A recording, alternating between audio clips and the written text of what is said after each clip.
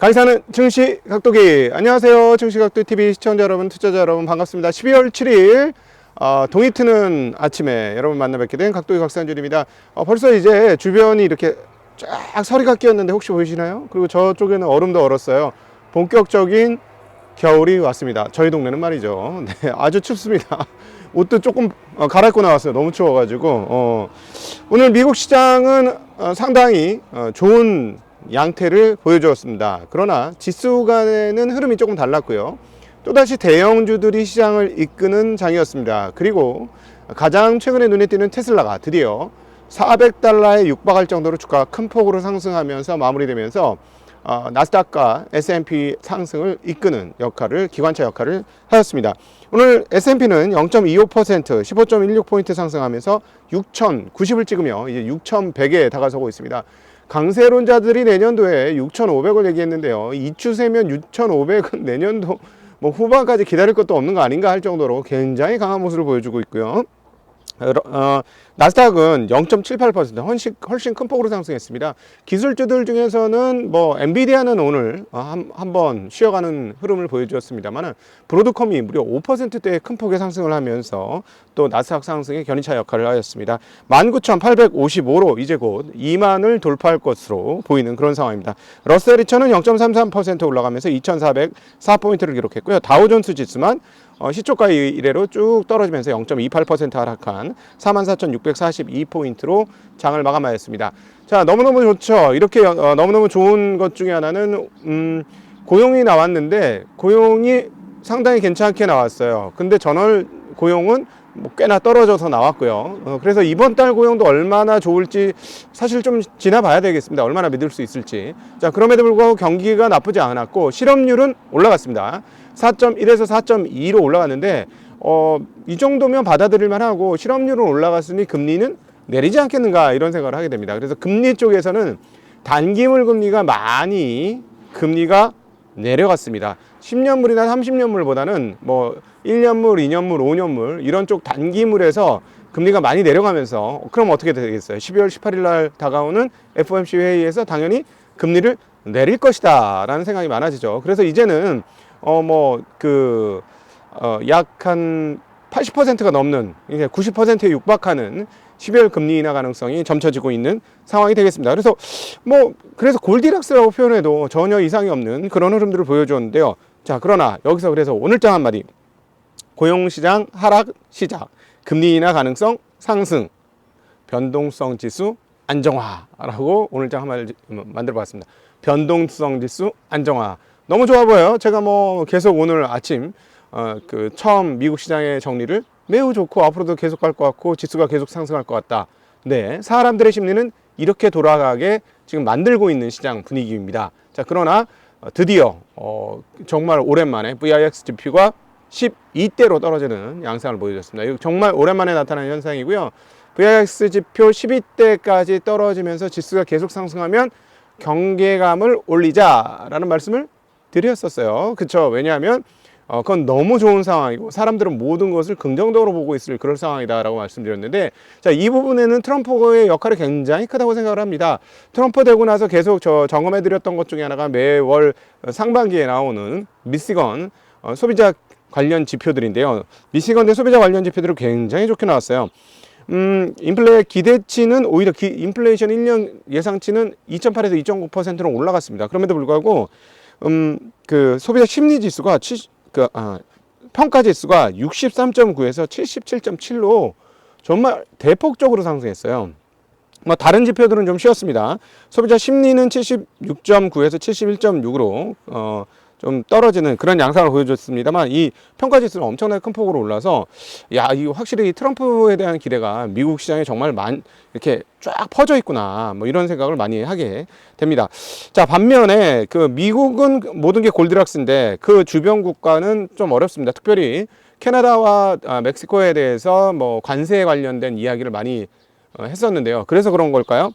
실업률이 상당히 높게 나왔습니다. 6.8%로 전달 대비 0.3%나 튀어버렸어요. 캐나다 실업률이. 자, 그렇게 되니까 어떻게 됐냐면 금리 어떻게 됐을까요? 실업률이 빵 하고 터졌으니까 뚝 떨어졌죠. 뚝 떨어졌습니다. 그러면은 금리가 떨어지면 환은 어떻게 될까요? 환도 떨어졌습니다.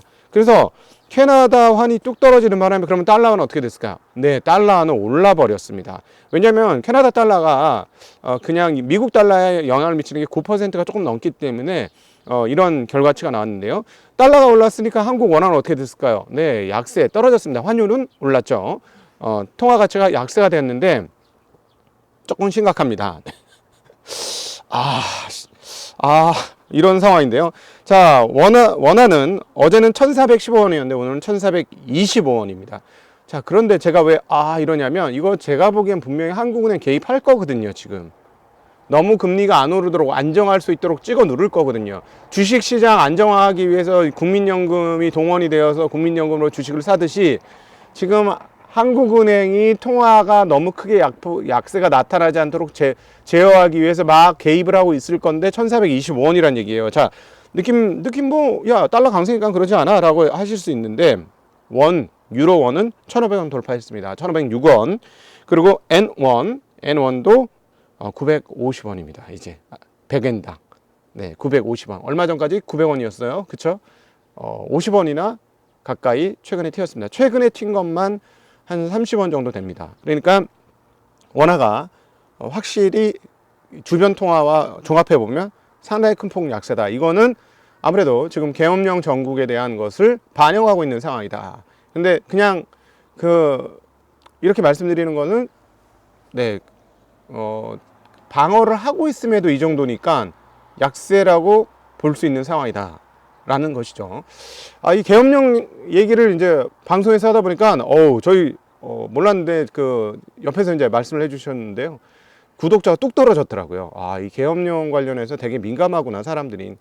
그럼에도 불구하고 뭐 주식시장과 연계가 안 될 수 없는 거잖아요. 금융시장과 연계가 안 될 수 없어요. 이렇게 환에도 연결되고, 주식시장에도 연결되고, 사실 주식시장 입장에서는 정말 화가 나죠. 주식에 참여하는 사람들이 가장 큰 손해를 받기 때문에, 그래서 어제 오후에 뭐 계엄령 얘기를 상당히 길게 했는데 뭐 어쩔 수 없습니다. 뭐 구독자가 막 뚝뚝 떨어져도 할 말은 해야죠. 뭐 어떻게 하겠습니까? 그쵸? 네. 자, 오늘 미국의 비농업 공용은 22만 7천 나와서 상당히 괜찮게 나왔어요. 근데 전달께 3만 6천이 나와가지고 이거 뭐지? 이번 22만 7천도 믿을 수 있나? 뭐 이런 느낌 들고요. 앞서 말씀드렸듯이 실업률도 4.1에서 4.2로 좀 올라갔습니다. 자, 금리는 이제 12월 달에 다들 생각하기에는 당연히 금리를 내릴 거라고 보여지는데 그 다음이 문제인데요. 그 다음 궤적에 약간 힌트를 준 발언들이 지금 오늘 쏟아졌습니다. 메리데일리 샌프란시스코 연은 총재, 차기 행정부의 실제 정책과 순효과를 확인하기 전까지 연준이 선제적으로 움직이면 잘못될 가능성이 더 크다. 그래서 우리는 지금까지 금리 인하로 정책을 재정해 왔는데 인플레이션이 만약 다시 뛴다면 우리는 금리를 올릴 준비가 돼 있고 그렇기 때문에 12월 FOMC 회의가 정말 중요하다. 이렇게 얘기했습니다. 오스탄 그루스비 시카고 연은 총재는 11월 비농업 고용 지표는 미국이 지속 가능한 완전 고용 상태에 있는 것처럼 보인다. 고용 시장이 더 나빠지거나 좋아지지 않는 것으로 보인다라고 얘기하면서 1년 후 기준금리가 상당히 낮을 것으로 기대한다. 이분은 그냥 계속 낮을 것으로 편안하게 얘기를 해주셨고요. 미셸 버만 이사, 이분 뭐 트럼프 때 되신 분인데 인플레이션이 높은 수준을 유지하는 만큼 나는 정책 금리를 인하하는 데 있어서 신중하고 점진적으로 진행하는 것을 선호한다라고 얘기했습니다. 미국 경제가 여전히 강한 만큼 충분한 긴축을 단행했는지는 불명확하다라고 얘기했습니다. 이분은 좀 여지를 많이 남겨뒀어요. 미국 경제가 너무 뜨겁기 때문에 앞서 우리가 메리데일리가 얘기한 것처럼 이분은 만약에 인플레이션이 안 떨어진다면 금리 인하 속도를 줄여야 된다는 톤의 이야기를 한 겁니다. 지금 세 분 중에 두 분이 그렇게 얘기했어요. 자, 그렇다면 이거 어떻게 되느냐? 인플레이션이 미국에서 잘 안 떨어진다면 이번에는 뭐 당연히 금리를 내립니다. 12월 달에. 그러나 중립 금리로 가는 그 길이 매우 빠르게 나타나는 게 아니라 찬찬히 나타나는 가능성도 있겠다라는 생각 하셔야 될 것 같습니다.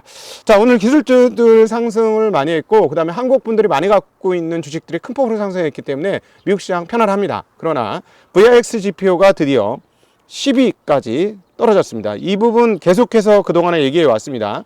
자, 이게 더 안정이 돼서 10위대까지 떨어지고 지금 12.77인데요. 예를 들어 12.5 미만으로 더 떨어지는 그런 상황들이 온다면 변동성이 서서히 다가오고 있다라고 경계감을 좀 가지시는 거는 뭐 적절한 리스크 관리의 태도가 아닐까 하는 생각을 가지게 됩니다. 자, 한국은 오늘 네, 이 그 계엄령 관련해서 후처리가 어떻게 될 것인지가 나오는 날인데요. 네, 하여튼 지금 외환은 별로 상태는 좋지 않은 그런 상황이다. 어쨌든 이 난국이 빠르게 해결되길 바란다 하는 마음을 가지게 되는 주말입니다. 여러분, 이제 해가 우와 동이 막 트고 있어요. 드디어 해가 얼굴을 다 비춰가지고 제가 해 뜨기 좀 전에 산에 걸쳐 있었던 상황에서 나왔는데 그래 얼굴이 너무 추워요. 이제 들어가 보도록 하겠습니다. 행복한 주말 되십시오. 평안한 대한민국을 기원합니다. 안녕.